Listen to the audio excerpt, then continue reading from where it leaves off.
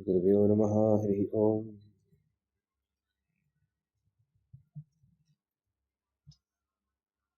Guru Brahma, Guru Vishnu, Guru Deva Maheshwaraha, Guru Sakshat Parabrahma Tasmai Shri Gurave Namaha. Yo Nityamachyutapadam Bhuji Marukmavyamोहतस्तदितराणि तृणाय मेने अस्मद्गुरोः भगवतो सिद्धैकसिन्धोः रामानुजस्य चरणौ शरणं प्रपद्ये.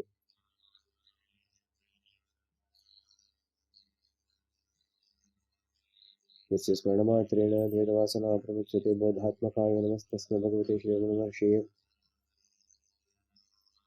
सदाकाशे सदा भान्तं शान्तं आनन्दरूपिणं ज्ञानभाण्डमहं वन्दे सद्गुरुं श्रीसत्यसायिनं मम अन्तर्यामी.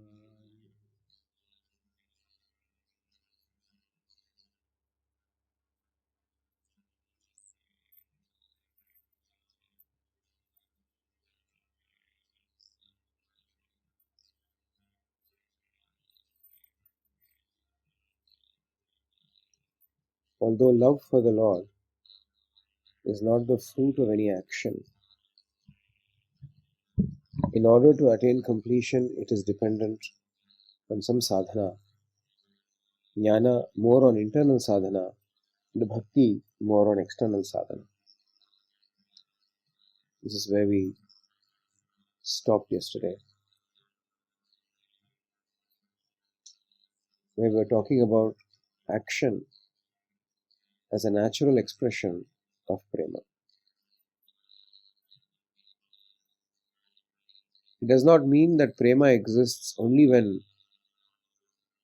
action is happening. Prema is the undercurrent. Action can happen once in a while. Action is not sustainable. Prema, on the other hand, is sustainable. Prema should be constant. Expression of that prema in the form of some action or the other will happen off and on. When buddhi is established in the Brahman, it becomes jnana. An interesting point to note here, when the mind is established in the Lord, it is called bhakti. Mind on God is bhakti.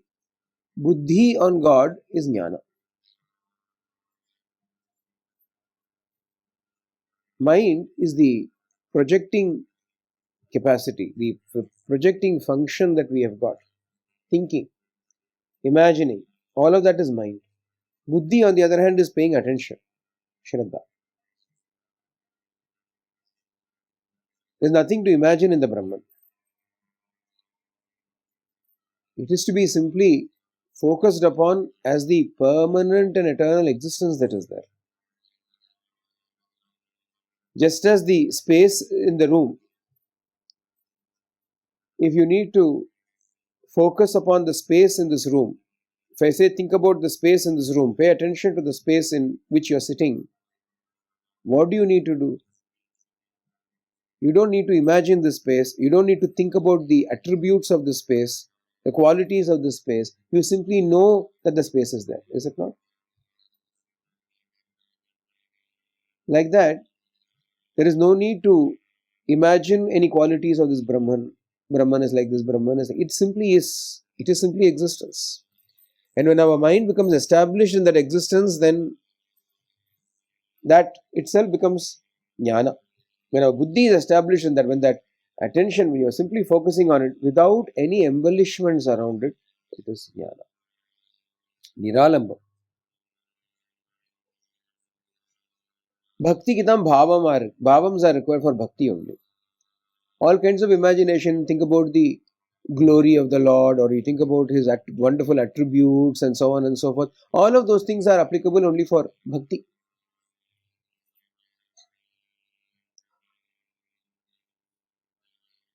He is so sweet, he is so kind, he is so compassionate.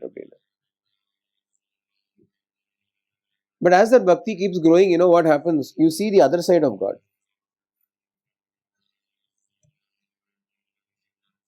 The Gopikas were entranced by the sweetness of Krishna, charm of Krishna. He was wooing them. He was courting them. He wanted them to become attracted and attached to him. So what would he do now? As he would drive the cows and calves out of the village, he would cast sidelong glances at them. Kadaikan parvai. This girl will get all excited. Oh, Krishna looked at me. Krishna likes me. Krishna loves me. He would look at everybody, cover everybody, and go off. So they all thought about that. Oh, how much love he has got. Look at those eyes filled with love for us. He really must like us. He must really love us. So that gave them the courage one day to all of them decided to abandon home and hearth and go into the forest to meet up with him. They thought Krishna will be waiting for us. Who asked you all to come? Why did you all come? Go back home. Go home. Go home. You are our home. In the forest, no home. Go home. You are our all. I am sitting quietly playing on the flute. I usually do this every night. All of a sudden, you all descend upon me and say, you called me. I didn't call you. Go home. They saw another aspect of Krishna. It's a charming aspect, sweet aspect, inviting aspect, attracting aspect. Pushing away aspect, cruel aspect, harsh aspect. What is this Krishna? They start lamenting. They start telling all kinds of things. You cannot do like this. You are making the Vedas themselves go false. Once you have come to your lotus feet, there is no return. I don't know all that. Okay, since you have come, I will show you around. Come, see, forest, beautiful. See Yamuna. In the night you have not seen Yamuna, no? See Yamuna by night. See it. Now go back. Bye-bye.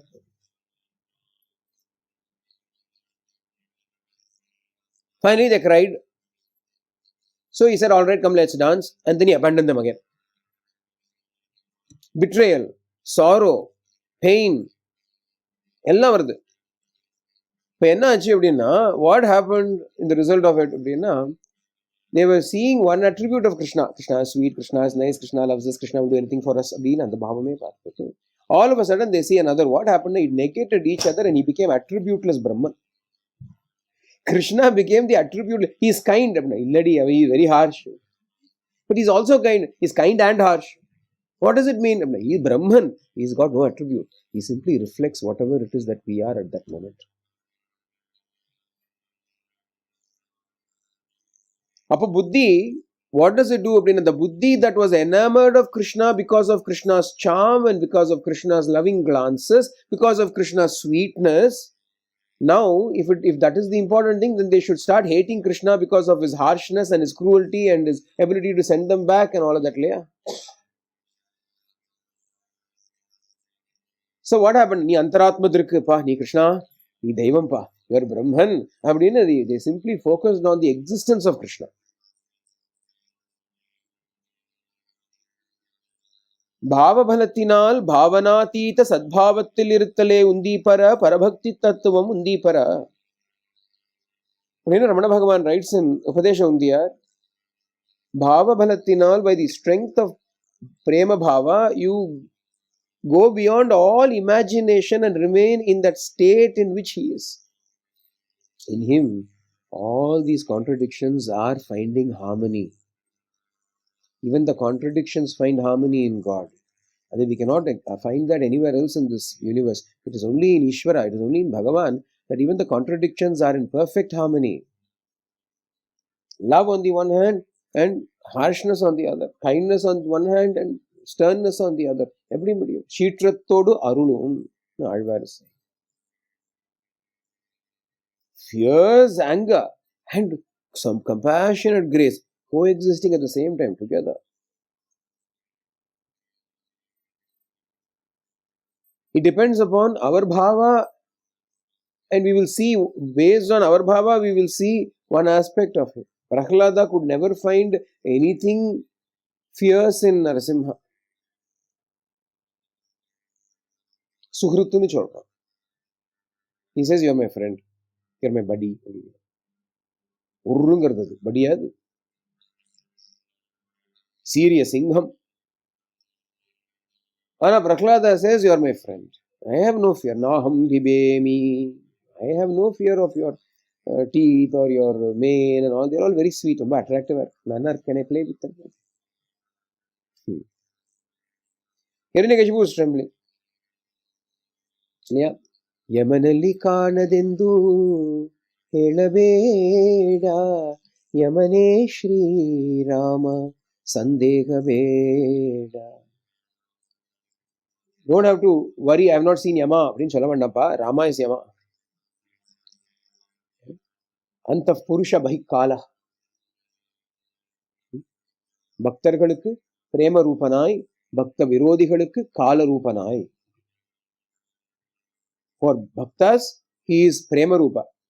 For those who are not bhaktas, abhakta, those who are the enemies of bhaktas, he becomes kala rupa, time itself. Yamana endra. But why? All of these contradictory attributes reside in the Lord, and when they all come together, they mutually cancel out everything, and he remains in his nirguna aspect, attributeless aspect. Brahma matranda. Depending upon our bhavas, we will see bhavas in him. If we come with only sadbhava sthiti, he will also be established in the same sadbhava sthiti. Bhavanatita sadbhavatala. So when the buddhi goes beyond all of these attributes, if you're sweet to me only, I will love you. What kind of bhakti is that? Bhakti, when it matures, becomes jnana. Bhakti purnataya hi jnana. When bhakti becomes mature, it becomes jnana. When does bhakti become mature? When does bhakti start? When is bhakti fledgling? Nobody can be attracted to evil. Nobody can be attracted to harshness. Nobody can be attracted to cruelty. People are only attracted to compassion, love, kindness. Isn't it? But the same God who is so kind also will appear to be very harsh. In Prasanthi, when we were there, we could find Swami giving so much importance, talking, and suddenly he will throw them away and never speak to them, not look at them. They will be pining and yearning in so much sorrow, so harsh he will be. Until yesterday, Swami would have been talking to this boy as though this boy is the only thing that matters to him in all of Prasanthi. From boy, we don't know what happened, what day today in Panchangam, we do not know. Ashtamiya, Navamiya, Ennachu. Suddenly he is out of form. Out of form. Everybody has gone through this. All people have gone through this in Bharti. Not only the boys, even the teachers, even the devotees, everybody has, they call it being the workshop of Nishalva. Everybody will say, there was a time when Swami never looked at me. Anil Kumar, the translator, he would say, hey. He came out of the pillar for Prahladaya. But for me, he will run into the pillar. One time, Swami was totally avoiding him. And in Sai Kulwantol, there's a big pillar. And he used to sit opposite that pillar near the garage. So when Swami came, in order to avoid him, Swami went as though he was hugging the pillar. And the Bhadito, Anil Kumar was saying later on, he said, for Prahlada's sake, he emerged out of the pillar. But for me, after looking at me, he wants to get into the pillar. My bhakti is like that. He will avoid them as though they were poison to him. So how can you be so cruel? How can you be so harsh? Bhagavan. Depending upon our bhava, namakulle do bhava. Bhava or pa. But something is there, and because of that, Bhagavan becomes in a way disgusted with us. It is all reflection only. Bhagavan does not have any such bhavas in him. Independently, Bhagavan doesn't have any such thing. Only pure prema is there in him. But bhavas that come out from him are reflections of our own inner nature. Do we have love for him? He will shower us with love. But when he treats us in this manner, we came to him because he was nice to us. If he was nasty to us, we would not have come to him. He was nice to us, so we came to him. Then he suddenly turned, within quotes, nasty. What do? That is where the difference between a true bhakta and a not true bhakta comes into play. A true bhakta is one who says, even if you are like this, I will still love you. Ramakrishna Paramahamsa used to make a big deal of Narendra. Narendra was the one who later on became Swami Vivekananda. At that time, he was the boy Narendra. So Ramakrishna would make a big deal. Narendra, this Narendra is Naren, Kathiner. Wherever he would go, he want Naren to come. Where's Naren? Naren has not come. Naren. If for some reason Naren could not come to see him, he will say, oh, so many days he has not come to see me. Is everything all right? You go to Calcutta, find out what is happening to him. Exam again, knock. Who? Thakur was worried about you. Why should he be worried about me? I am all right. No, he is yearning and pining for you. So much so, one day he came there and said, what is wrong with you? Why are you so attached to me? You gave up everything, became a Paramahamsa, now you are becoming attached to me. I tell you, like Jadabharata, you will fall. Vivekananda warned Ramakrishna. Have you not heard the story of Jadabharata? You will become like that. Ramakrishna is like a child. He went to Kali. He said, Ma, he is saying like this. He is a fool. Don't listen to all that. You love him not because of him, you love him because of the divinity in him. Kali tells Ramakrishna, Ramakrishna feels happy. Hey, then he comes back and says, you rascal. He comes back and tells Narendra, you rascal. I asked the Divine Mother. She said the only reason why I love you is because of the divinity in you. The divinity is not there in you. I won't even look at you. He went back and said, oh, Narendra has not come. Narendra has not come.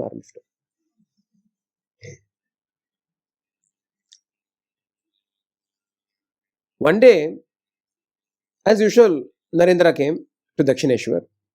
He would take his harmonium and sing songs. He would sing very well, it seems, very sweetly. Ramakrishna would say, he's lit the flame. He's lit the flame and now he's gone out. When Narendra sang the great depths of bhakti that already he was like inflammable. Ramakrishna was already like ready to get into a bushfire. The moment he would sing, that fire will light up. Samadhi Sati. Then after that, even if Narendra goes away, those who are sitting there will receive a shower of prema from him. Like this, he was singing, doing all kinds of things. Ramakrishna totally ignored him that day. Did not even look at him, not even talk to him. First day, second day, third day, like this went on. A couple of weeks went on like this. Everybody was surprised. Nobody could believe that Ramakrishna was treating Narendra in such an indifferent, callous manner. But he was doing it. After some time, after a few days, Ramakrishna came to Narendra and looked at him and said, hey, for the last few days, I have not even been looking at you. I have been ignoring you. Why do you still keep coming? Why do you still keep coming? He asked. About this boy, Narendra had extraordinary love for Ramakrishna, but he was a bit of a rough and tough chap. Brusque he was. So he looked at him and said, do you think I come because you speak nicely to me? I come because I love you. It was too much for him. A confession was too much for Narendra. He couldn't handle. He left the room and went away. I come because I love you. He ran away from the place. And that was enough for Ramakrishna. Or Samadhi. He loves me, he loves me.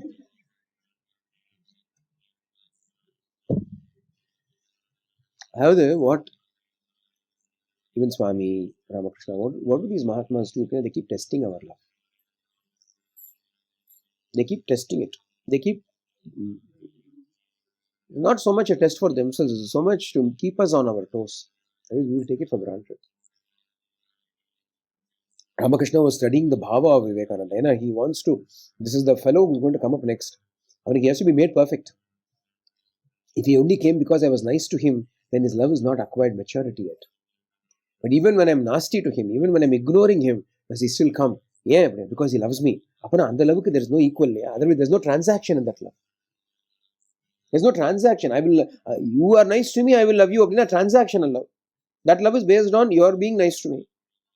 You look at me, you smile at me, you talk to me, you do all of that, then it's okay, I will also love you. I will love you regardless. You are. That is enough for me to love you. How you are, it does not matter. You are. That much is enough for me.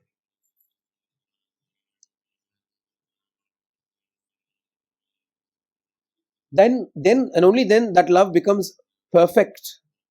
Because it no longer is dependent upon attributes.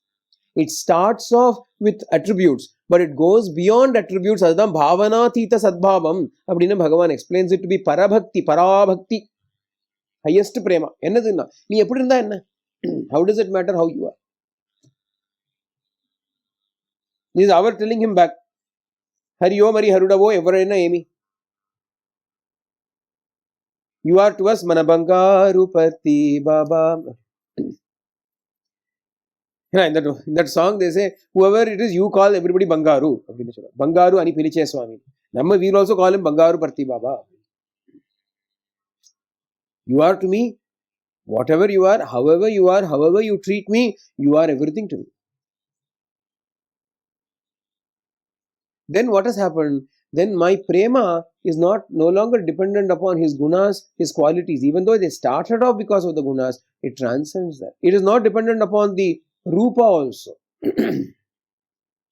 Rupa, guna. Yeah?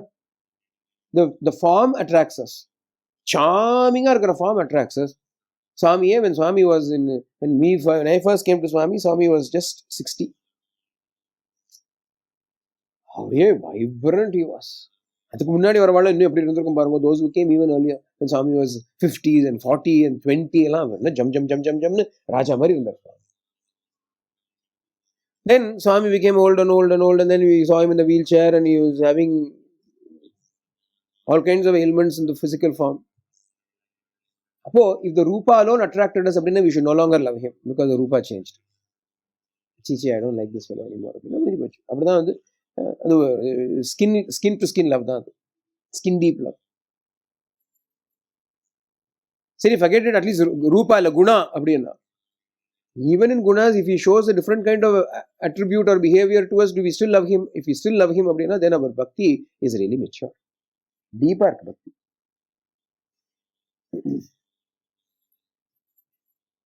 Because my bhakti, my love towards you is not dependent on what you do to me. My love towards you is dependent upon you, the way you are. Swami used to narrate a little incident. When the Pandavas were in the exile, because of the unjust means by which the Kauravas, Duryodhana won over in the game of dice. They're all in the forest. Near the Himalayas, they are standing. One day, Yudhishthira, Dharmaraja, is standing outside the little hut. In the distance are the Himalaya peaks. And Patandi is looking at the Himalaya peaks and rejoicing at those peaks. Shantamar. Draupadi comes from there.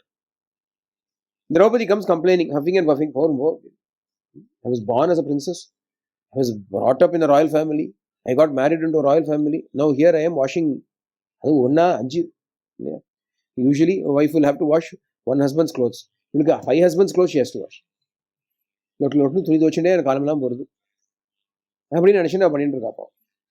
He's complaining. Dharma. What is the use of your dharma? You're attached to this dharma. Look where dharma has brought us. Dharma has brought us to the streets. She was complaining. What is this fascination you still have for dharma? Why are you still attached to dharma? Draupadi questioned Yudhishthira. Yudhishthira turned calmly towards her and said, Draupadi, can you see the peaks, Himalayan peaks in the distance?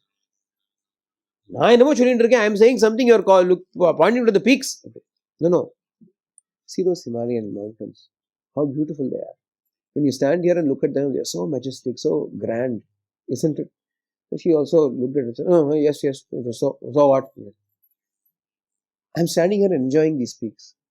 Whether I enjoy it or not, it makes no difference to the mountain. It makes no difference to the mountain whether I stand here and appreciate it or not. But when I do so, I find peace in my heart. Dharma is like that. Whether you follow dharma or not, it doesn't matter to dharma. But when you follow dharma, you will find shanti in your heart.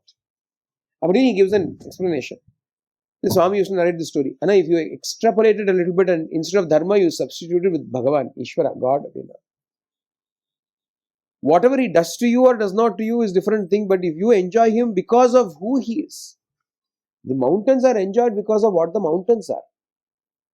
They are majestic in themselves. They are grand in themselves. They are mighty and sublime in themselves. So you enjoy them for their sublimity, not for what they are doing to you. Mountain is not going to help you. Mountain is not doing anything to you. You are enjoying it for its sublimity's sake.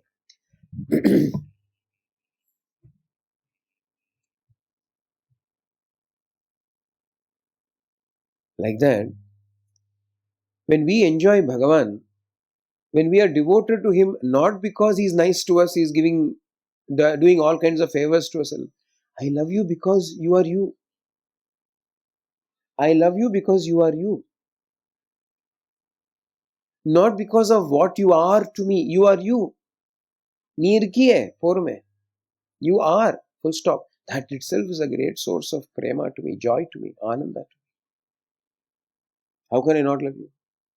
Then attributes have been removed. This is what is nirgunopasana. This is real nirgunopasana. Nirgunopasana does not mean worshipping the attributeless Lord. Lord, how does he become without attributes? He is always with attributes only. He is sarvatha sagunanda. He has got all the attributes in him. Then how do you worship him as the attributeless? You go beyond the need for depending upon his attributes to love him. You love him regardless of his attributes.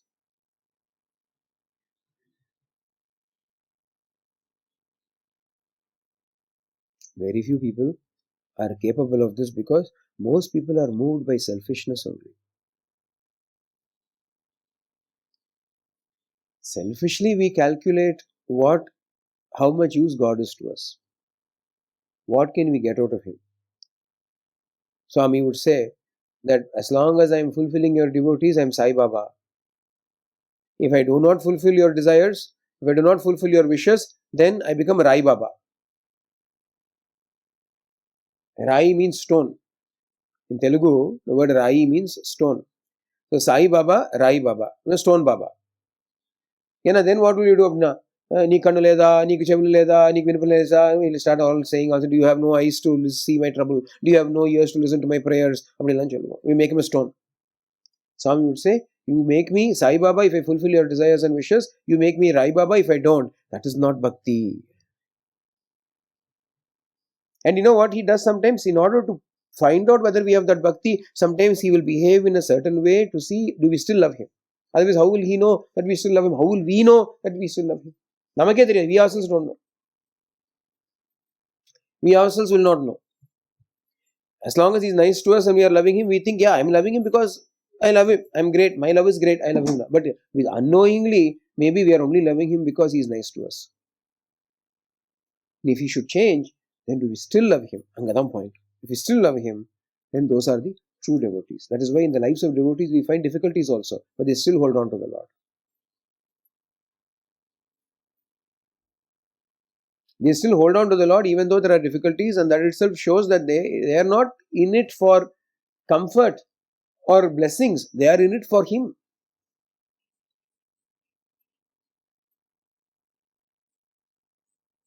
A beautiful statement was made yesterday. Is Swami your life or is he part of your life? It was a beautiful statement I heard yesterday. Swami, for some people, is part of their lives. I have a life, Swami is part of it. But there are others for whom Swami is life. Everything else is part of that life. Swami is prem. Swami is Jivat. Swami is life. Then everything will revolve only around him. No, nothing can be outside. He is life.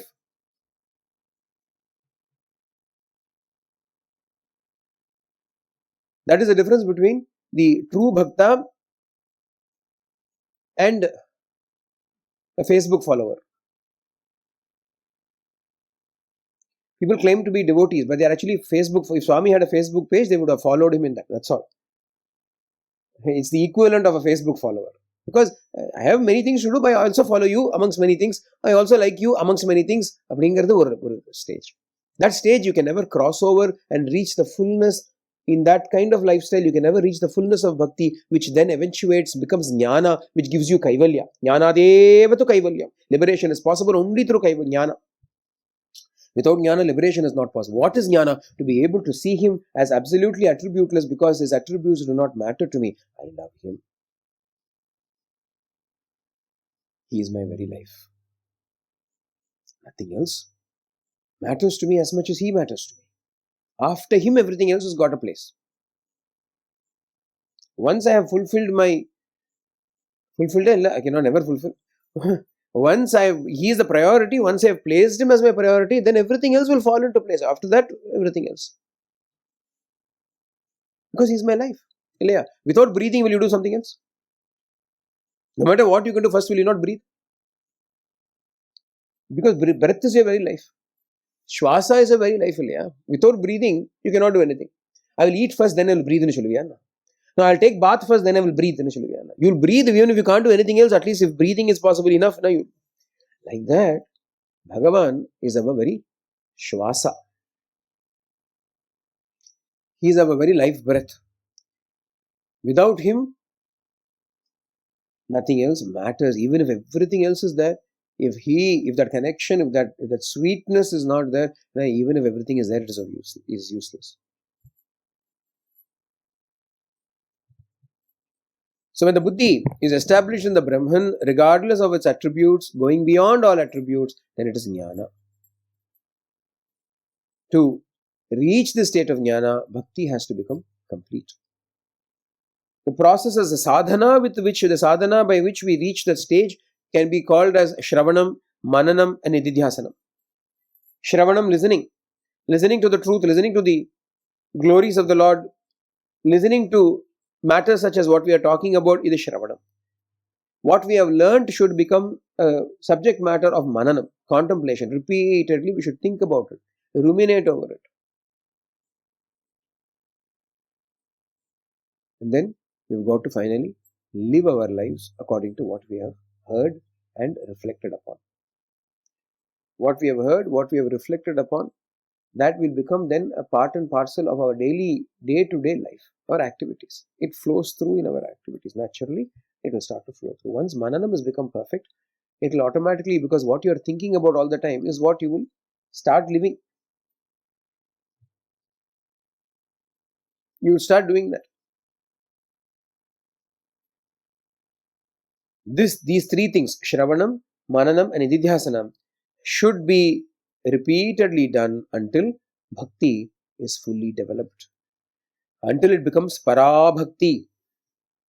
Adan the parabhakti, parabhakti tattvam. Edu eppadiyanna? Until you have gone beyond the need for all crutches, all aids, all implements to help support your bhakti, such as the grace of the Lord, the compassion of the Lord, the karuna of the Lord. All those things are also not necessary for the one who is totally in love with God. It's all only necessary for those who are in the initial stages now. Swami would often refer to his miracles as visiting cards, calling cards. He said, this is not the real thing. It's only a calling card. I impress you so that you can come to me. All this chamatkar, all this kind of miracles are only done, all this being gracious to us is only the honeymoon period. All that is done so that he can attract us. What is his expectation? Once I attract you, then you should start becoming so attracted to me that I don't need to make efforts to keep on attracting you. It's like, when a company wants to recruit you, suppose they like you, they find that you are of a great value, they will pursue you. They will keep calling you and they'll say, we'll do this for you, we'll do that for you, we'll do this for you, that for you. As though you are a very special person beyond all rules. Anything you ask for, they will give you. No, I think I want slightly more. Okay, fine, done. No, I think I want this bonus. Okay, done. I want more stock options. Okay, done. Okay, they want you. As though none of the rules apply to you. But once you join the company, what happens now? Can you say, I know rules apply to me because that's how you treated? No, all the rules apply to you now. Every single rule applies to you. You are no longer special. You better work for the company. Commonly, worldly, we are able to do this. We accept this truth and we do it.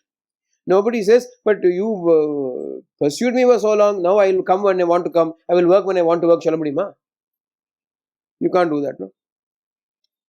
With Bhagavan also, in the beginning, Bhagavan shows his wonderful nature to us so that we are attracted immediately to him. And we keep ruminating, he's like this, he's like this, he's like this. But the point of that is not to remain merely in the transactional state. Swami Cholra, he says here, instead, bhaktas often deal with God in a bargaining spirit or the spirit of a tradesman. Bargaining spirit, you're doing good to me, so I'm loving you. You're nice to me, so I'm loving you. That's what Swami said. That's merely you're treating me as a merchant. You're becoming a merchant, we're becoming transaction partners. This attitude should be given up. No matter how you are mine, I will love you.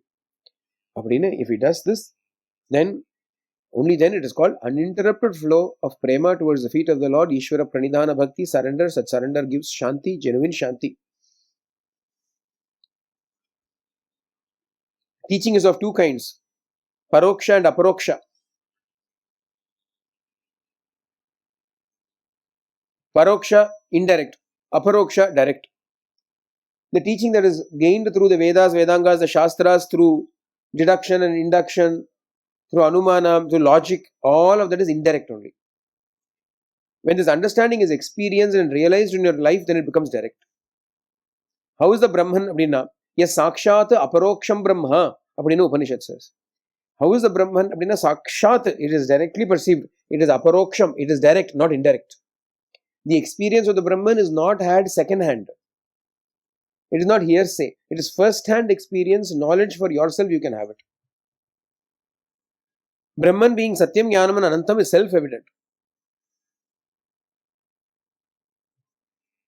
So what is required for us is to obtain the direct knowledge of this absolute Brahman. Swami says here, you've got to obtain the direct knowledge of the absolute Brahman, and for that, the first requisite is sadhana. Radha Swami now starts going towards the end. We are reaching the end of Prasanthi Vahini. The sadhana paddhati that Swami was talking about, which I've been alluding to, is coming up now. To recognize and have the direct experience of the Brahman, not hearsay, God is everywhere. How do you know? I've heard. Swami says it. I've read in books. Do you know God is everywhere? From the books I know God is everywhere. But have you experienced God's omnipresence? That I have not. Okay? Then indirect knowledge, not direct knowledge. That is the difference, direct and indirect. He alone is. Do you know He alone is? Yes, I know. How do you know? I've read in books. I've heard in discourses. Do you know for yourself that He alone is? No, I do not know. Yeah, is there not a gap between what you know indirectly and what you know directly? As long as only this indirect knowledge is there, experience will not be there. Understanding and experience will not be there. When understanding and experience are not there directly for ourselves, it is called jnana but not vijnana. Knowledge is there, but it is not translated into direct experiential knowledge. I have heard that sugar is sweet, but I have not eaten it. Then what is the point? I have not enjoyed the sweetness of sugar. I have heard about the sweetness of sugar, but I have not enjoyed the sweetness of sugar. Isn't it more important to enjoy it even if you do not know what it is? You may daily be eating handfuls of sugar and enjoying it without knowing it is sugar. Somebody says, sugar is sweet, sugar is sweet. No, I don't know about sugar and all. I don't know sugar. But then one day they come to your house, you are busy putting a handful of sugar in. This is sugar. Oh, this is sugar. This is called sugar, is it? Oh yeah, sugar is sweet. Until then, because you did not know what sugar was, when everybody said sugar is sweet, he said, I don't know. Everybody says sugar is sweet. I have no idea. But you are putting handfuls into your mouth without knowing that is called sugar. So direct knowledge is always better than indirect knowledge, because indirect knowledge without the direct experience is useless. Direct experience even without the indirect knowledge is still beneficial. So no matter what we know or do not know, we must have experience of it. Without that experience, all our knowledge is but nonsense gathering dust. That is all. How many mountains of knowledge we will have? Enna prayojana if we do not have experience of it. You may know how a dish is made, you may know what are the ingredients in the dish, you may know what is the nutritional information about the dish, everything you know, but you have not eaten it. What's the use? Like that, I know about the Brahman, I've read all the Upanishads, I've read all the Puranas, Itihasas, Shastras, everything I know, I can directly, exactly tell you how Brahman is. What is Brahman? I have no realization, no experience of it. What's the use of your knowledge? So first we've got to make our knowledge direct knowledge, experiential knowledge. Otherwise, everything is useless. But to do that, Swami says here, the first requisite is sadhana. And the first step in the sadhana is service done to the Sadguru with full faith and full submission. Sadhana, without sadhana, jnana cannot be had. Aparoksha jnanam cannot be had without sadhana. And the very first step of the sadhana itself is Service that is rendered to the Guru, to the Sadguru, with full faith and full submission. Shraddha. Faith in I think Swami is using the word Shraddha. With Shraddha. Shraddha, that alone matters to me, nothing else matters to me. That's Shraddha. Full one-pointed attention to that service. And in a state of full submission. Full submission. Whatever you do is good for us, sir. Bring a submission. I was reading all those different beautiful stories. This is a story from Sri Rambrahmam Garu's life. The old man that I told you about. Swami had permitted a few students in those days to stay in the small space between his bedroom and the dining room in Trai Vrindavan, in Swami's house. And one afternoon, Swami made a sudden trip to Vrindavan. Suddenly, unannounced, he came. He walked in and he found these boys fast asleep in the afternoon. In fact, they were all sleeping. It was a hot day. So they were sleeping in singlets. They were wearing only singlets and trousers. They were sleeping. Even the shirts they had removed. Suddenly, the person who was waking them up is Swami. They put on their shirts and stood there sheepishly looking in front of Swami. Swami smiled at them as I went away. And Swami got Rambrahma. Swami said, I have made you in charge of this place. I wanted you to take care of this place in a proper way. But instead, what do I see? When I come here, boys are sleeping in the office. Is this a lodge? No, lodge. Swami, is this a lodge? You know what lodge is? In India, we have the concept of a lodge. I don't know where you are. Like a motel, like an inn. Is this a lodge? Don't you have any sense? Swami started blasting Rambrahmam Garu. Don't come in front of me. Go. Swami chased him away, went into his room. This poor old man is thinking, what is this? Who has the right to tell them to come and stay or not stay? Did I give a personal invitation to those fellows? Swami asked the fellows to come and stay. Swami was the one who had given them permission. They also had come. And he is not even there afternoon. Instead of doing something else, they came to the place which Swami has given for them and they are sleeping there. What is wrong? If anything is wrong, he is coming unannounced. There is wrong. Challa mala vandu nirupta. 10 days, Swami did not talk to him, did not look at him, did not do anything to him. Get out of my sight, Swami is gone. 10 days, Swami is ignored him. But Pata Rambrahmam is not able to bear it. Agony. Swami is here, not looking at you, not talking to you. What's the point? He couldn't take it anymore. So one of the people who are going up and down freely, he used to be able to go, now he can't go. He's downstairs, up the stairs in Swami's room. One person is going, called him, said, please tell Swami that I cannot take it anymore. This kind of pain, this kind of sorrow, I cannot take it anymore. Tell him I'm going back to my hometown. My Swami is always there with me in my hometown also. I will go there and be with Swami in my hometown. So then, that man went and told Swami, Rambrahmam Garu is saying that he wants to go back. Ask him to come. Ask him to come up. So immediately the man, Swami is calling him, Swami is calling. Avar Vaisana Tata Alya. Panandinu Kottapottavar. What he said was, he said, you go and ask him whether this come up now is only for now, or does it mean I can come up as usual, as I always used to be able to come up. Said he goes up and Swami is saying this. No, he can come up whenever he wants. Go and tell him. He can come up whenever he wants. Is it only restricted to coming up and going? Or am I still getting back all the original duties and privileges that I had? Ask him. He's asking. Whatever he wants, everything he can get, ask him to come up. Everything is granted. Ask him to come. He goes and tells that to Rambrahmam Garu. So then he goes upstairs. He catches hold of Swami's feet. This prema, you see, love is love. It takes different forms. Where we have that purity of love in our heart, we can take any liberties with the Lord and He will allow it. So he went, caught hold of Swami's feet, looked at Swami and in a rather stern voice, he said, Swami, why do you do these things to me? Am I the one who gave permission to those boys to come and sleep here? You gave the permission, then who has got the right to ask them to get out? You only gave the permission. Now you are saying, now what am I supposed to do? You keep saying you have the love of 1,000 mothers. Is this the love of 1,000 mothers?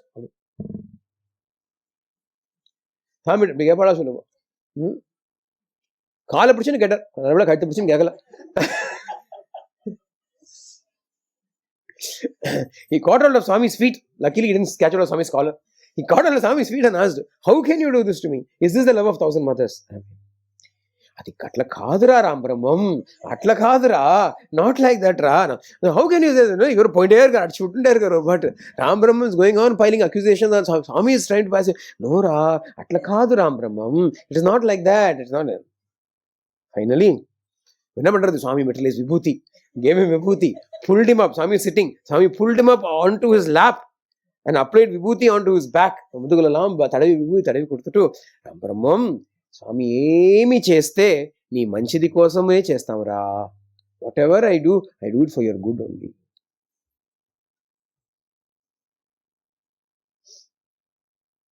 What ever I do for your good only. Swami wrote 960 letters to Ram Brahma. He would not have written that many letters to Swami. 960 letters, more than 960 letters Swami wrote to Ram Brahma. Yeah, Swami had decided to guide him. Nothing will stop him.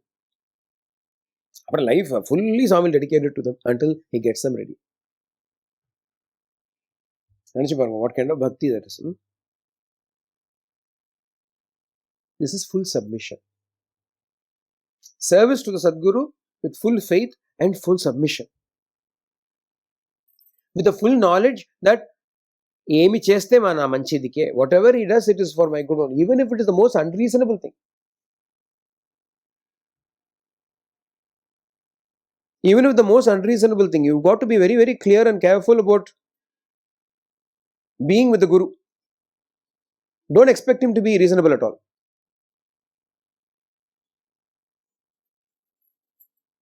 You read in the lives of all the great saints and so on, you'll find them being extremely unreasonable with their disciples. Totally unreasonable. It is no fault, but they'll be scolded for it.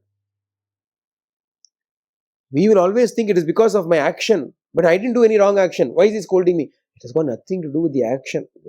The interaction is happening at some other level. Some bhava of ours is getting corrected at our, it is not with respect to the action. He will simply use that as an excuse to set us right.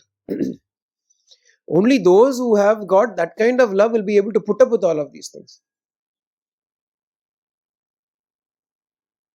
In Ram Brahmam Garu's case, you may think, oh, he was not willing to put up. He was saying, I'm going to go back to my hometown.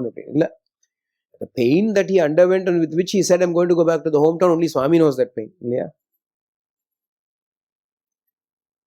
It's not a fit of anger that he says, okay, I'm going to go. There's so much agony too. And in the end, Swami is moved only by that pain, that agony.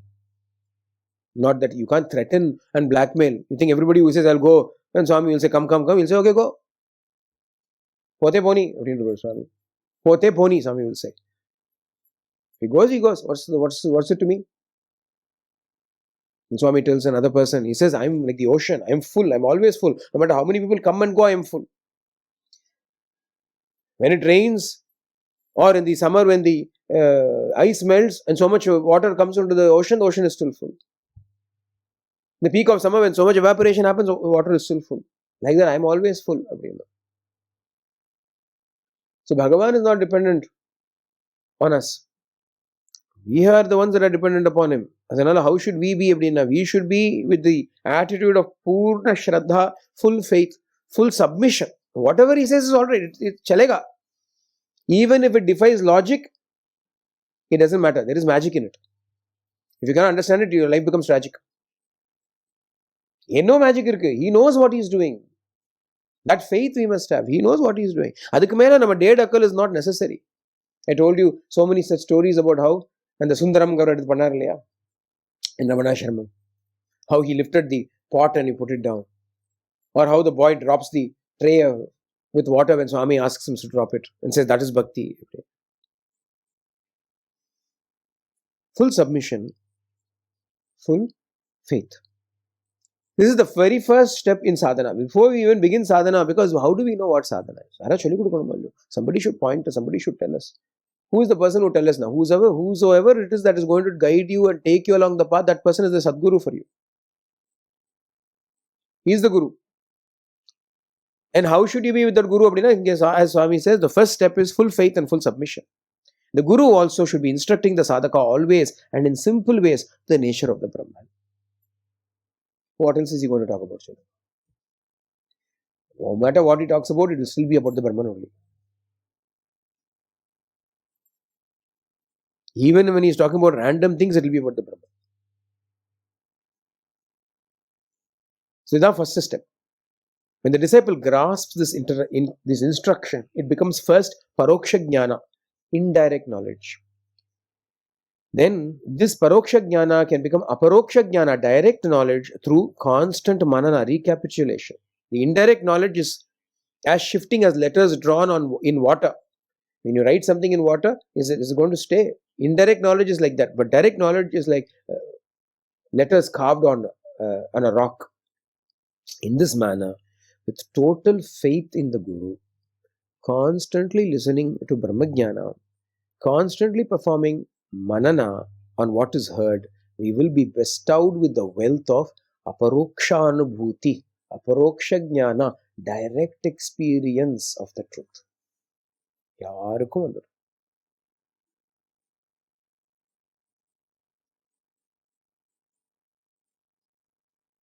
But when we come to this Guru, we cannot have a wall between us and him. Shirdi Baba used to refer to it as the Teli's wall. The moment we raise up a wall, then there is the full submission is not there. Total faith and full submission is not there. We are trying to protect ourselves. When we have a wall, we are trying to protect ourselves. That means we do not have faith in him. We think, I have to protect myself with a wall. That wall which we raise in, which we think is protection for us, is actually the barrier for grace.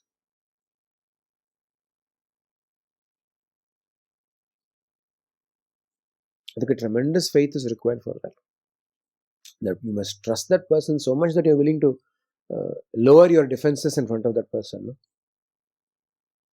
But the irony, Swami would say, so many times Swami would say that. Swami would say, Hey, when you go to the barber, the hairdresser, he says, he pushes your head down, you will bend your head down. Turn left, you will turn left. Turn right, you will turn right. You will listen to the words of a mere barber, but you don't listen to the words of Baba. Barber says do it, you will do it, but Baba says do it, you don't do. Swami would say he has got a sharp instrument next to him and you still trust him. He has got a sharp pair of scissors in his hands, and in spite of that, you are willing to trust him and you give your head in his hands. But Bhagavan, who has got only prema for you, you do not trust him. You do not listen to his words. In the entire parampara that we have, the Guru, Sishya, etc., parampara liye, long time spent in the company of the Guru is one of the prerequisites for attaining jnana.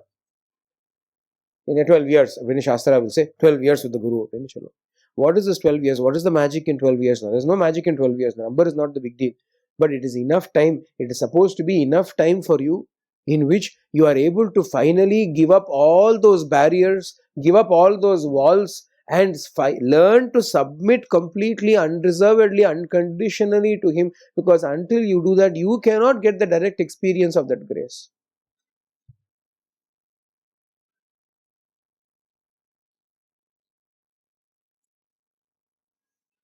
Adhanala, in this manner, with total faith in the Guru, constantly listening to Brahmajnana and performing constant manana on what is heard, it will bestow us with the wealth of aparoksha jnana.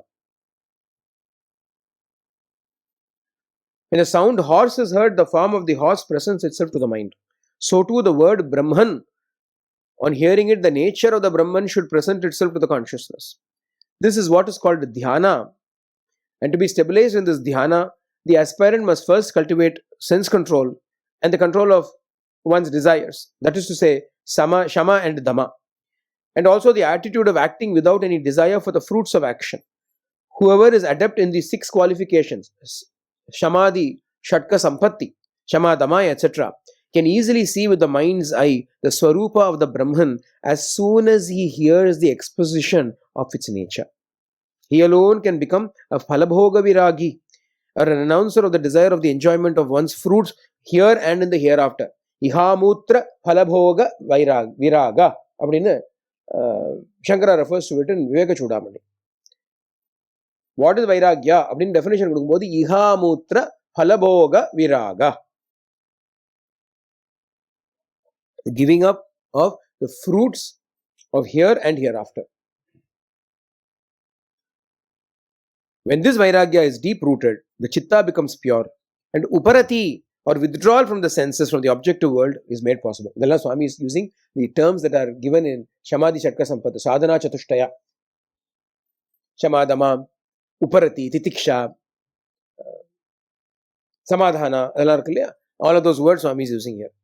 Adala Viveka, Vairagya, Shamadhi Shatka Sampatti, Mumukshutvam are the four aspects of Sadhana Chatushtayam as defined in Viveka Chudamani by Shankara. Viveka, discrimination. Vairagya, that Vairagya is what has been spoken about here as Iha Mutra Phalabhoga Viraga, the giving up of the fruits of action both here and the hereafter. Then Shamadhi Shatka Sampatti. In that Uparati, all these things come. Technical stuff. Very casually Swami sprinkles it all.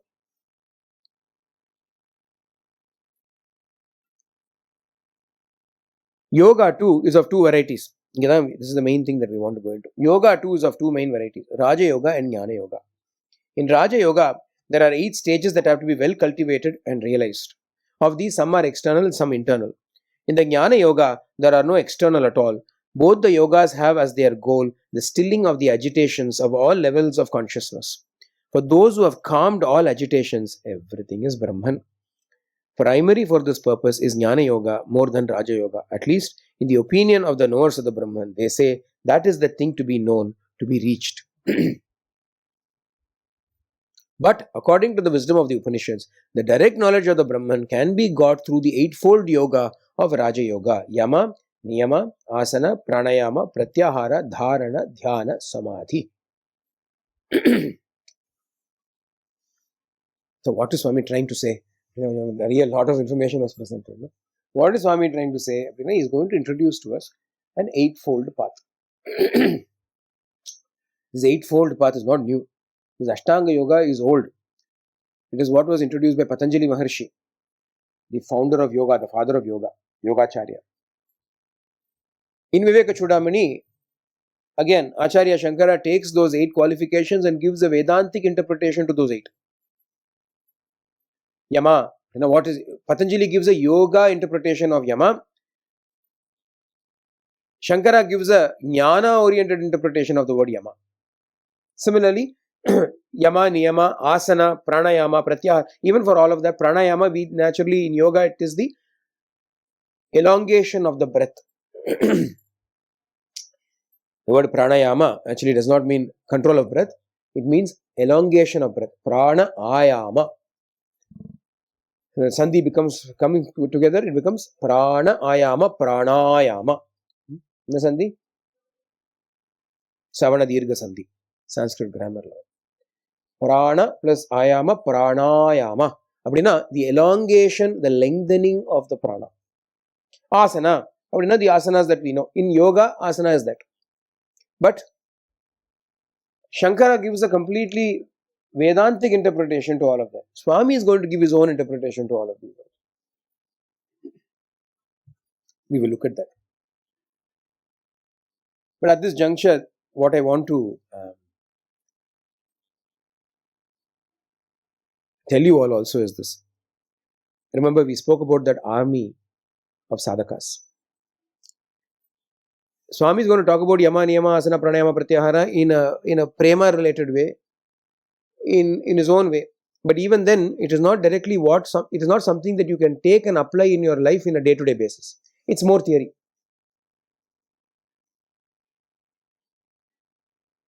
What we would like to do is for all of those people who are signing up to this army, I'm happy to sit with each of you individually and look at these 8 tailored to you and your life so that you can do it. You can practice Yama. How will you practice Yama? In your life, how will you practice Yama? What are the practical ways in which you will practice Yama? This is what will become part of that sadhana plan. So while I'm going to talk about it in this session and then a little bit of this session and the next session, we'll talk about the generalistic principles that Swami has covered in the form of the Ashtanga Yoga. But when we do according to the Upanishads, the direct knowledge of the Brahman will be had when we follow this eightfold path of Raja Yoga. But in Swami's way, Swami is going to give it. That mapping of Swami's interpretation or definition of these 8 steps into your daily lives is probably the exercise that we can do together, individually, each person individually, because one person's yama is not another person's yama. Yama na control na artha. Niyama na regulation na artha. For instance, yama includes ahimsa, satya, asteya, brahmacharya, aparigraha. That is the usual meaning given to yama. But I would say instead, Abhinay Swami starts what his meaning of yama is. For instance, let me just give that to you. 8 stages of yoga. We are going to look at each of these 8 stages. First stage is yama. What is yama? Traditionally, Patanjali describes yama as 5 qualities. Ahimsa, not wishing harm on any creature, not merely doing harm on any creature, not wishing harm on any creature. The ahimsa, even in thought. Sathya, truth. Even in thought, there is only truth. There is no falsehood. Asteya, non-stealing, not taking something that does not belong to you. Brahmacharya, celibacy. And aparigraha, non-acceptance, not taking anything from anybody.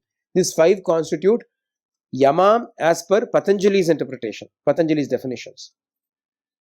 That is the usual meaning given to yama. But I would say instead that it means giving up the attachment to the body and to the senses. Now, this is Swami's interpretation. Swami says, give up the attachment to the body and the senses. That is yama. The Brahman, which is devoid of name, form and qualities, without end, joy, sorrow, without modifications, which is eternal and of the nature of Sattva, Chitta and Ananda, appears as a result of the delusion as all of this creation, endowed with all of its qualities, modifications such as name, form, transformations of rise and decline, joy and sorrow. ஏதாவது புரிஞ்சுதா? ஒன்றும் புரியலையா? அப்படியே படித்தேன் அதை. அவ்வளோதான். I just read what was given. I don't know if anybody understood anything. Simplistically speaking, Swami says, Brahman is without any attributes, without any modifications. It is changeless. But because of our illusion, this Brahman appears as this world with modifications, with change, with decline, with end, etc. Easy, no? This appearance as the world has an end. It has various other limitations. It appears to be ever moving. That is why it is called samsara. Samsarati. Iti samsara. Samsarati. Sarati means to flow. Nature is always flowing. The world is always flowing because the flow of time is there. In the time it keeps changing. That's the word samsara. Samsara solrame. What does it mean? Samsarati iti samsara. That which is constantly evolving, constantly changing, constantly flowing with time. Thus, this Brahman entity appears both as the individual form of Vyashti and the collective form of Samashti, and it ends up deluding even the scholars and Pandits. One single Chaitanya consciousness becomes manifest in different ways as all of this multiplicity that we are seeing. Therefore, we speak of the particular and of the collective. Collective being a collection of particulars. The terms are apdi. This last bit of Prasanthi Vahini is going to be a real hard nut to crack. Vyashti, Samashti, in 2 terms. Vyashti, individual. Samashti, society, collection. What is a collection? A collection is a collection of individuals only. So several Vyashtis become Samashti. But this entire universe is a Samashti of several Vyashtis. Vyashti, Vyakti, Vyashti, Samashti, and then Swami would say Parameshti. Brahman. Vyashti, Samashti, Parameshti. Parameshti is the Brahman. Brahman has appeared both as the individual Jiva as well as the world, which is the collection of individuals. And existing in these 3 forms, it is deluding even to the wise ones, even to the Panditas and scholars, it is confusing. Brahman 1, Brahman 3. Is it what or is it 3? Mummudal. Ramana Bhagavan refers to this in Ulladanarpadu as the Mummudal, the primal 3, the primal trinity. Not Brahma, Vishnu, Maheshwara, not that trinity. not the Son, the God and the Holy Ghost, not that Trinity. What is this Trinity now? Ishvara, Jiva, Jagat Trinity. God, me, and the world. This is the Trinity that is existing. Nature is existing. God, the Creator, is existing. I am existing. So there is three in existence. And really, is there three? There is only one. Not even two. Where can there be three? There is only one. Ekameva advitiyam. Not two but one. When there is not two but one, there is only one. Why is it then that we see so much multiplicity with so many changes, so many attributes? It is because of ajnana, it is because of maya, it is because of delusion we see it.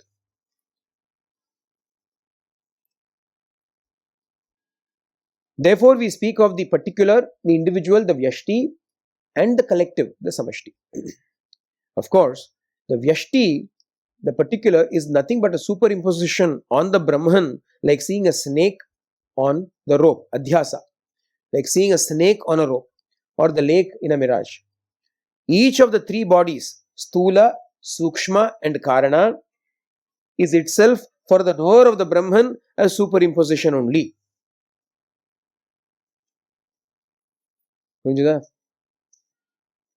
Each of the three bodies, Stula Deham, this body, Sukshma Deham, mind, etc., Karana Deham, the collection of vasanas and so on. All of those three also are nothing but superimpositions for the Brahmajnani. Nothing is existing in real, they are all seeming to exist. To say that it is real or unreal is also not correct. It is neither real nor unreal, it is called mithya, in between the two. It seems to be, but it's not there. So it is real in that it appears. It is unreal in that it is not really existing as separate to the Brahman. Brahman alone is existing. It appears as the world. Even though it is appearing as the world, it is real in as much as it is the Brahman, and it is false in as much as it is appearing as the world. Do you get this? Why it is real and unreal? There is a rope. The rope appears as a snake. Now, the snake has got some reality to it because if the rope itself was not there, the snake cannot even be conceived of. So, because it has got an adhara, a substratum which is real, the snake also has some kind of reality to it. You understand? If there is a rock, you are not going to mistake it to be a snake, no? Only a rope is mistaken to be a snake. So, if the rope is not there, snake is also not there. But is the snake really there? The snake is not really there. So, it is unreal. But is a rope there? It is real. So, when the two come together, the combination of the real and the unreal cannot be called either real or unreal. It is something in between. It is neither sat nor asat. It is sadasat. A new term is introduced for it. Sadasat. Sad asat. Sadasat. Or Sathya and asatya, but in between that is mithya. The word mithya, which is neither real nor unreal. The ignorant man is caught in the meshes of this delusion, this mithya bhava, and as a result of it, he believes that samsara is everlasting and a source of happiness. He believes that this world is real and a source of happiness. Falsely, caution, disclaimer, I'm reading Swami's words, not my words, Swami's words. Falsely identifying themselves with the body, men suffer in the coils of attachment towards mother, father, wife, children, relatives, and friends. Falsely identifying themselves with the body, men suffer in the coils of attachment towards mother, father, wife, children, relatives, and friends. They do not realize through the constant contemplation of the Brahman, having the characteristics of Sathya, Chitta, Ananda, through the never-ceasing discrimination between the changeless and the changing, through association with the good, the service of the wise, and the acquisition of purity of intelligence, that they have neither body nor senses, that they are the Brahman, the Adhisthana, the substratum of the threefold body, and everything else, the Vyashti and the Samashti. My God, I have to explain each one of these, split up and explain. So, how about it? Let's break it up a little bit so that we can understand. I just read it. So first, where is the problem? Problem, false identification with the body. What does that do?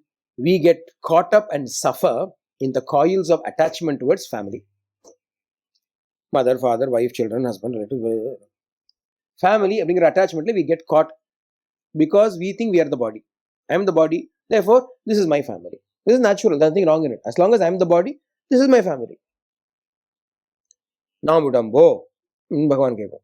Bhagavan asks, Namudambo, Namudambel, Nal Natul Nambaduvam, Namudambo.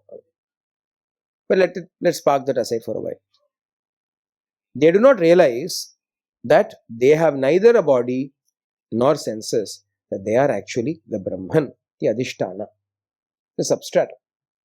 So, we do not realize that we are the Brahman. Now, how do we realize that we are the Brahman? Adhikata Swami had said, they do not realize through the realization that we are the Brahman should come through the following. Constant contemplation of the Brahman, which has as its characteristics Sathya, Chitta and Ananda. Second, never ceasing discrimination between the real and the unreal, the changeless and the changing. 3. Association with the good. 4. Service of the wise. 5. Acquisition of Chitta Shuddhi. The 5 things will allow us to ultimately realize that we are the Brahman. So the way Swami is saying it, because we do not do this 5, and in the place of this 5, the only thing we are doing is falsely identifying ourselves with the body, we are getting caught up and suffering in the coils of attachment towards the family. Not just the family. Everything else also, name and fame, reputation, money, wealth, etc. All of those things are also coils in which we are getting trapped. We can't get out of it. For all of that suffering, the primal reason is the belief that we are the body. And the reason why we believe we are the body is because we are not doing this 5 that we should be doing. Constant contemplation of the Brahman as Sathya, Chitta and Ananda. Sathya, existence. Chitta, awareness. Ananda, bliss. How is the Brahman? It is aware. It is blissful. Or to say it another way, it is existence. It is awareness, it is bliss. In one it becomes gunas, in one it becomes the vastu itself. It is existing. No, existence is a guna of the Brahman. It is existence. It is aware. Awareness becomes an attribute of the Brahman. It is also awareness itself. And it is blissful. It is also bliss. So, whichever way you want to look at it, both the ways also are true. Sattva, Chitta, Ananda, Swarupa, Brahman. Constant contemplation of the Brahman. Brahman na Bhagavan da, Ishvara da. Swami is Brahman da, nama Vartoriko. Bhagavan is Brahman da. Guru is Brahman da. Another Guru Brahma, apni solro. Constant contemplation of the Sattva, Chitta, Ananda, Swarupamana, Brahman, Bhagavan, Ishvara. 1. Second, while on the one hand we are contemplating on the Brahman, the other hand we've got to constantly discriminate between what is changing and what is changeless. Samsara is changing, world is changing. If you say, so what? It is changing, so what? What can we say? We can't say anything. Because the underlying assumption here is, if it is changing, I should not want it. I should want that which is changeless. It is changing, I am happy with it. We cannot say anything. There's a story that is narrated for that. A man got lost in a forest. He went to the forest, he got lost in it. And he was running in the forest. Everywhere there were thorns and all rocks and everything. He was getting lacerated and pierced and bruised by all of that. In the midst of it, he was running. Suddenly, a tiger started to chase him. So he was running for his life, being chased by a tiger, when he saw a creeper hanging from a tree. So he caught hold of the creeper and began to quickly climb the creeper up so that he can escape from the tiger. He had already scrambled up a little bit when he was already out of the reach of the tiger, but the tiger did not want to go. So it sat down, opened its mouth, waiting for him to fall down. While he was climbing up, he found to his dismay that on the top of the creeper, where the creeper was connected to the tree, 2 rats, one white and one black, 2 mice, one white and one black, were busy gnawing on the rope. So that means when they finish gnawing, it will fall. Once it falls, tiger is there waiting to eat him. And he's caught in the forest. In the midst of it all, he saw there was a big hive of honey. Honeybee's hive. And it was so full of honey that honey was overflowing, it was dripping. And he could see drops of honey falling. So what he did was he started swaying the creeper a little bit, extending his tongue out. He's trying to go and get a bit of the honey. When he goes near the hive, the bees also start to sting him. But in the midst of it all, he says, so what? I am still getting honey. Death in the form of the tiger is waiting for him. Bees in the form of all the worries of this world are constantly stinging him. Two mice, one dark which is night, one white which is day. Day and night time is eating away his lifeline, which is the creeper to which he is hanging. It can fall anytime. Tiger is waiting to gobble him up ready. The bees are stinging him in the form of all the worries, problems, tensions, anxieties, misunderstandings, conflicts that we have in life are all the bees that are stinging. In the midst of it all, he says, so what? At least I can have honey. Abdiyanna, Vedanta says, you fool. Such a person is described by Vedanta as a fool. Henna, instead of finding a way to escape from this dilemma, would you try to find some honey in this dilemma? Edo, some joy I have. So what na solluve? That is why here he says the constant, never ceasing, Swami says here, never ceasing discrimination, because if we let it go, this discrimination, we let it go, it will come and catch. Reality, so-called realities are all around us. Never ceasing discrimination between the changeless and the changing. Nitya nitya vastu viveka. Anityam asukam lokam imam prapya bhajasva mam. Abdina Bhagavan says in the Gita, Anitya loka. This world is temporary.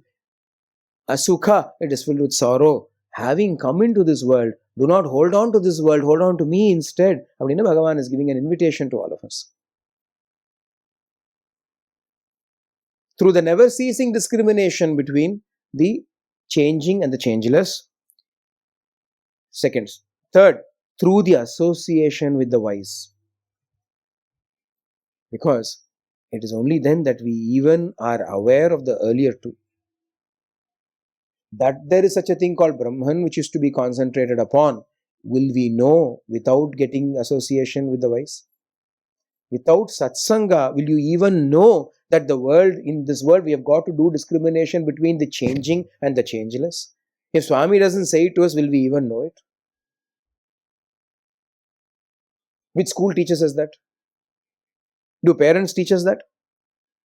Discriminate between real and unreal. And the parent cholra. Which parent tells us that? They themselves are not discriminating. How will they tell you to discriminate? Does educational system teach us that? No. Only satsanga will talk about these things. That is why Swami says association with the good. And when you are associating with the good, the next thing he says, service of the wise. Don't be a freeloader. I will associate with the good. Don't become a freeloader. Serve. Because if you do not serve, what happens? Idle mind. Chumma lounging around the guru, they become the most destructive people. The most destructive people are those who are busy lounging around the guru, not doing anything. You should do service. Constantly, when you are doing service, what happens? We become purified. The next thing Swami says, acquisition of Chitta Shuddhi. When we do Karma Yoga, which is nothing but service to the Guru, but what happens? Chitta Shuddhi will happen. So again, 5 things. Through these 5 things, we can, Swami says, get the knowledge that we are not the body and the senses, but we are the Brahman. The sustenance and support, the adhishtana, the foundation of the threefold body, Sthula, Sukshma, Karana, the gross body, subtle body and the causal body. They are all superimpositions. I am not that. I am something beyond that. A knowledge comes only when these 5 previous criteria have been satisfied. The establishment of one's intellect, when one's buddhi, one's intellect becomes stabilized in this consciousness that I am not the body mind, I am the Brahman, then that is real renunciation or vairagya of the body and the senses as implied in the word yama, as defined by me earlier, Swami writes. This is what is called yama in Jnana Yoga. Joy in times of good fortune and sorrow in times of bad, mistaking the pain of the body and the senses as one's own. Such a dual attitude and feeling must be overcome. Step by step, the identification with the body and the senses has to be given up. This is the sign of one's acquiring this aspect of yoga called yama. This is the very foundation of Jnana Yoga. Therefore, sadhakas should very carefully cultivate the above quality of yama. So, this is how Swami has described one quality of the 8, yama. Now, how do we practically apply it and practice it in our lives? That only then it becomes sadhana. We will hear, oh, yama, good, give up the attachment. How?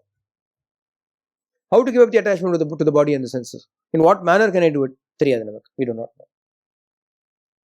I think some practical ways in which we should be able to do it. What those are, we will see. So this is first yama. Next is niyama. We'll just briefly touch upon it and then we will wind up for this session. Niyama means purity, being always full of joy and engaged in tapas or japa. That is what is mentioned in Raja Yoga by Patanjali: Shaucha, Santosha, Tapas, Swadhyaya, Ishvara Pranidhana or Niyama. Just as we had 5 as components for Yama according to Patanjali: Ahimsa, Sathya, Asteya, Brahmacharya, Aparigraha were the 5. Inga, there is another: Shaucha, purity, cleanliness, purity, internal and external purity. Santosha, contentment. Tapas, austerity. Swadhyaya, self-study, reading the scriptures, etc. by yourself. Ishvara Pranidhana, surrendering to the Lord. These are the 5 aspects which come under Niyama. But I would explain it in the following manner. Swami is giving his own explanation to it. Swami says, but I will explain it in the following manner. Niyama is the condition of steady prema in the Paramatma at all times and under all conditions. Niyama is the condition of having steady prema, unbroken prema, undiminishing prema, unchanging love in the Paramatma, in Bhagavan, at all times and under all conditions, all circumstances. Satu asmin parama prema rupa, it is said in the Narada Bhakti Sutra. It is the highest form of prema. It is only when such steadfast love towards the Absolute is attained that shaucha or purity, santosha or contentment, tapas or austerity, swadhyaya or study of the scriptures, and ishvara pranidhana or surrender to the Lord, which are all mentioned in the Raja Yoga, also will be obtained. When yama is won, ananda and shanti will become the possession of man through the source of all ananda and shanti, the Satchitananda Parabrahma Swarupa.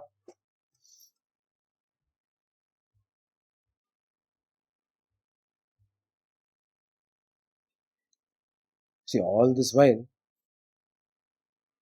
this is like the Australian education system. Prasanthi Vahini is like the Australian education system. Through primary school, you just stumble along doing nothing, having fun. Prasanthi Vahini, when it began, was so light, so nice. I mean, then you go into high school, things get a little bit. Finally, year 12, everything is helter skelter. And the Madhriya Prasanthi Vahini, Kadashila, year 12. Swami is doing VC syllabus now. Everything is year 12 syllabus. But Swami is gone highly technical, full force technical.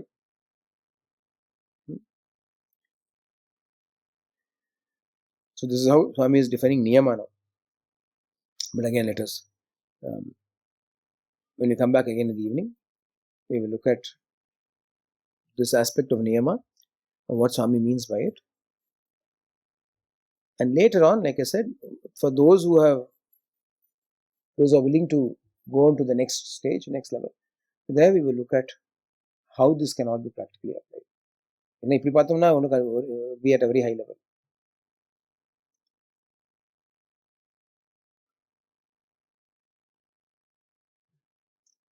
7:30. सर्वे भवन्तु सुखिनः, सर्वे सन्तु निरामयाः, सर्वे भद्राणि पश्यन्तु मा कश्चित् दुःखभाग् भवेत्. लोकाः समस्ताः सुखिनो भवन्तु.